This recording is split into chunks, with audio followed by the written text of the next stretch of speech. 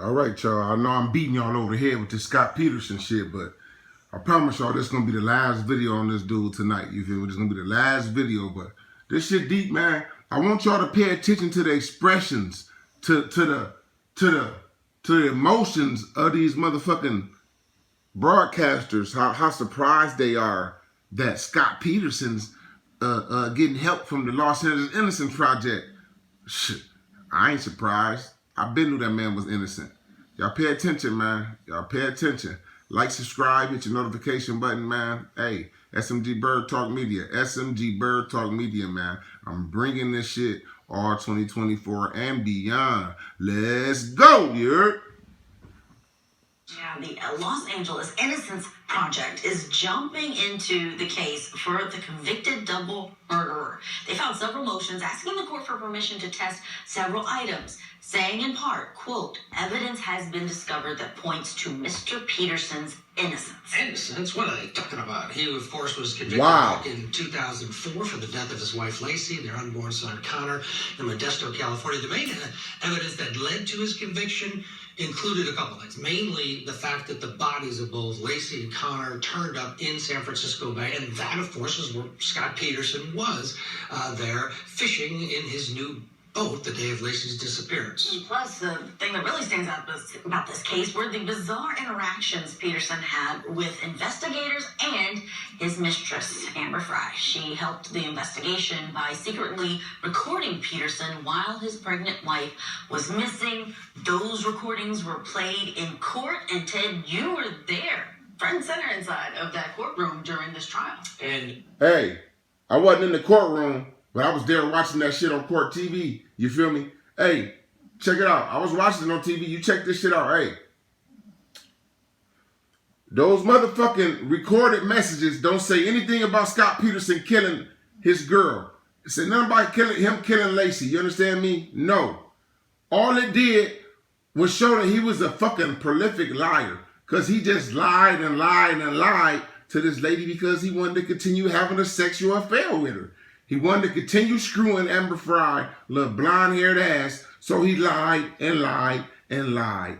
He finessed her, but he finessed himself into a fucking murder conviction. Hey, man, it's best to stay 100, bro, because you never know who might be paying attention to a lie, and some shit like this might happen to somebody you close to. Now, look, you've been framed up and built up to be a motherfucking killer, and you ain't shit but a cheater. You feel me? Those recordings were a game changer. They shifted the entire trial. He was, it looked very good for him until that point, even with the fact that the bodies were found in the bay, because it was announced, his alibi was announced within 24 hours of Lacey going missing. So the theory from the defense has always been someone else did this. There was a robbery across the street. Those robbers took her, dumped her in the bay once they found out where Scott was. But Amber in that courtroom killed it for him, because those recordings were of a lying, horrible man that had a beautiful pregnant wife at home. And a couple of the things he said at one point in one of those recordings, he said, "This is going to be my first Christmas without my wife. She's gone." This was 2 days or a week before she went missing. It was part of it.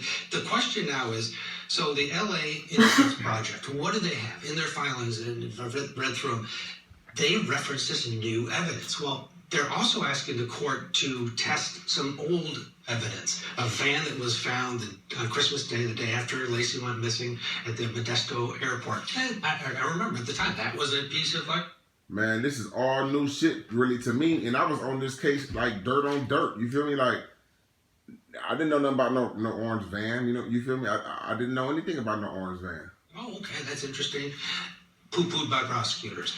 They want to test some materials found that washed up with Lacey's body in the San Francisco Bay, specifically this bag, as they call it, a Target bag, not Target, the store that we're used to going to, it's a shipping company, and it has plastic, and some duct tape around it. So why are they targeting this? I talked to the attorney that's been representing Scott for many years, and yesterday, back and forth. He says they have been totally briefed, and they're looking at specific items that they're zeroing in on, and it's going to be fascinating. This is willy-nilly. This That's the is thing. serious. The Peterson family and Scott has been maintaining his innocence for years, and we've heard this time and time again, the robbery across the street. Well, one thing that did happen after, I don't know if we remember on Court TV here, when they had the big jury inquisition. There was Strawberry shortcake. Yeah, Strawberry Shortcake. They brought her into San Mateo County to question her about the process. Well, he lost that, right? The judge ended up ruling against him. But it was in the news every single day in the Bay Area. And someone contacted Scott Peterson's sister, Janie, after this was in the news, and said, hey, I have this information, new information. Could it be related to that, I wonder? Wow, that could be a game changer. It's a story that so many people know. It's iconic when it comes to murder trials. Let's bring in our guest to discuss this in California. Our guest who's been standing by this hour, Joseph Telly's good to see you. Tell me your reaction to the LA Innocence Project taking up this case. Well, it's very, very surprising. I would say borderline shocking, but being a defense attorney, it would take more to shock me. But it's extremely surprising. As you pointed out, the Innocence Project doesn't just take anything. There had to be something very real, very concrete to get them interested in this case. He coming home, y'all. Scott Peterson will be coming home. That's my thoughts. What I was referring to with this new evidence, we know that someone contacted Janie Peterson, and the story is, hey, I was in this room where this guy was talking about being one of the robbers and saying that, yeah, Lacey interrupted the robbery at the Medina house across the street. Wow. And we killed her because wow. we shot her up. 3 people were interviewed by the defense team and an investigator. They signed affidavits, and Scott actually filed it because he's lost his representation. Now he's not on death row. He filed it in his own writing from his cell. But part of the equation was they couldn't find the actual person who these people were talking about, right? So you had these declarations, but where's the guy that was talking about it? Could it be, Joseph? Maybe the Innocence Project found the guy. Uh-oh. He gave them a version of what's going on, and that's why they're targeting their requests in terms of DNA testing. If he said, yeah, we had that van, we wrapped her in that plastic, well, that might make sense. Uh-oh. Sure, yeah, we do know from their filings the Innocence Project is citing to the burn ban. They want DNA testing. They wanted witnesses who saw Lacey walking her dog that morning.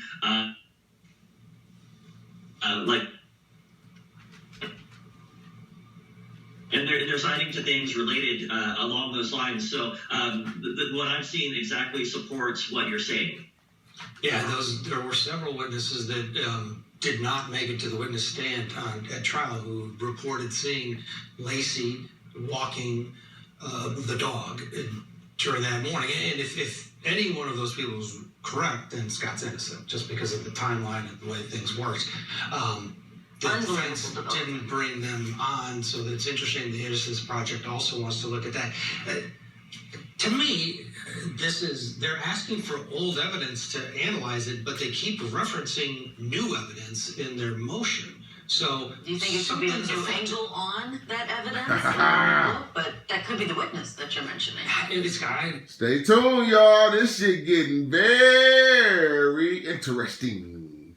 I'm telling you, man, that man is innocent, man. I'm telling you, I bullshit you not, yo. I always thought this guy was innocent, man. When I'm watching a case or listening to a case, man, I be into that shit, man. Hitting my weed, paying attention, you feel me? That shit interests me. You feel me? Like, I have a high interest in crime shit, you feel me? So, I'm gonna break this shit down like a nigga who like crime shit, you feel me? And, bro, I'm telling you, if you go back and review the videos, like I said, with a clear mind, open mind, you're gonna see that all it proved was that he was a cheater and he lied like a motherfucker to keep fucking.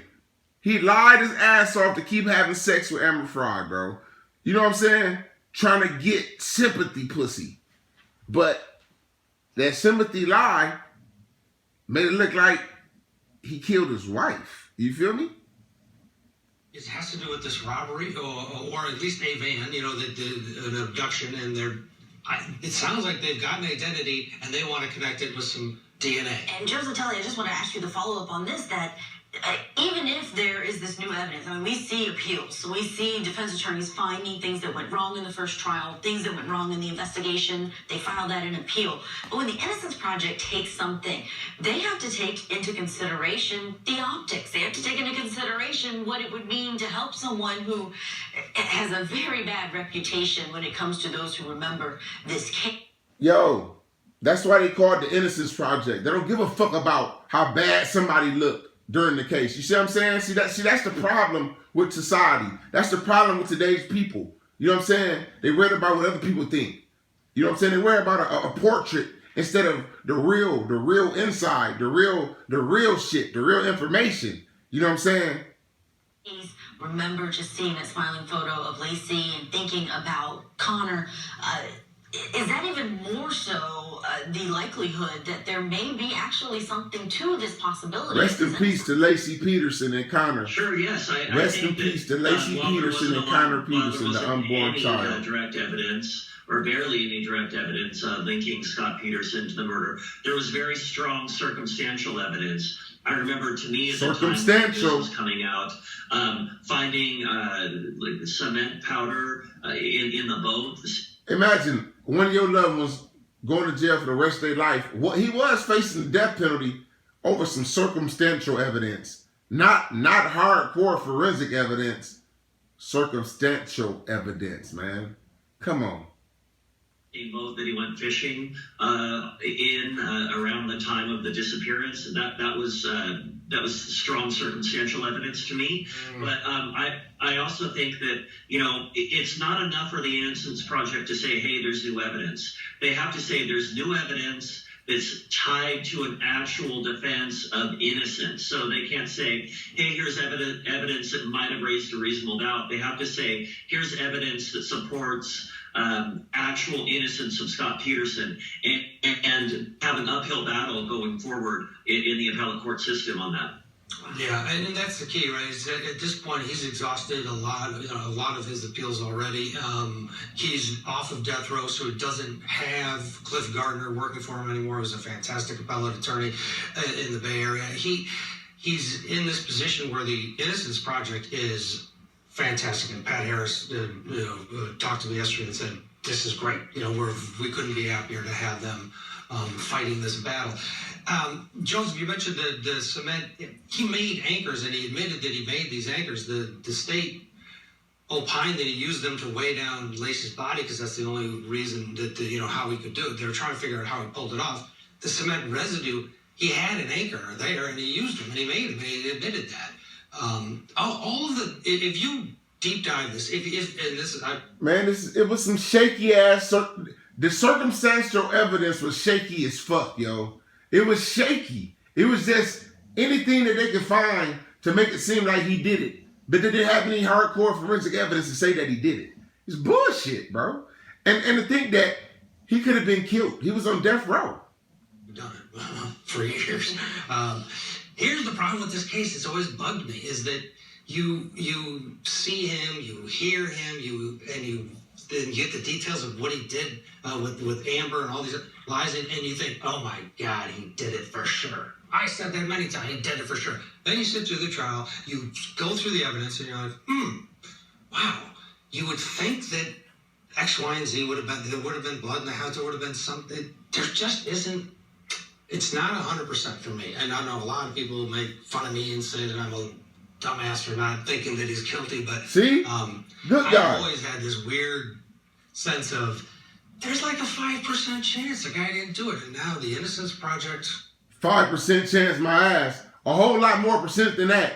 And y'all heard that man say he had this weird feeling. Yeah, that man didn't do it. I'm telling you, man. Y'all like, subscribe, hit the notification button. Hey. Like I said, this is going to be the last one for the night, I hope. But I'm up. That coffee got me going. Hey, this shit getting interesting, man. Y'all leave a comment, man. Y'all leave a comment. Tell your buddies about the page. I mean the channel. Hey, help me build my channel, y'all. Help me build my channel. I'm worthy, yo. I appreciate every one of y'all listening, liking. Hey, hit me some comments, man. Hit me with some comments. Let's talk about it. Juan Rab, what's going on, buddy? Yes, sir.